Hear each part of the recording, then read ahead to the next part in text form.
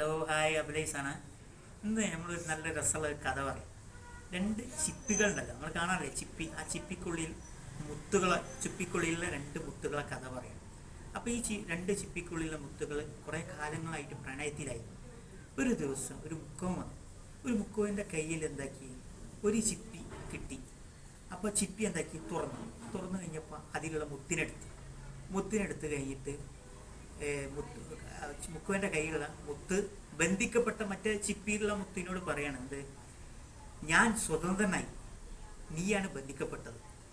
പക്ഷെ നമ്മൾ തമ്മിലുള്ള പ്രണയമുണ്ടല്ലോ, അത് സത്യമാണ്, അത് എന്നെന്നും ജീവിച്ചിരിക്കുന്നതാണ്.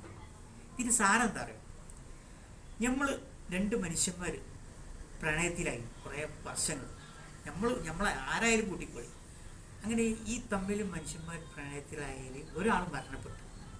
ഏത് ആ മുക്കുപം വന്നിട്ട് ചിപ്പി തുറന്നിട്ട് ആ മുത്തിനെടുത്ത് കൊണ്ടുപോയതുപോലെ ഒരു മനുഷ്യന് രണ്ടുപേര് സ്നേഹിച്ചും കൊടുക്കുമ്പോൾ ഒരു മനുഷ്യന് പെട്ടെന്ന് മരണപ്പെട്ടു.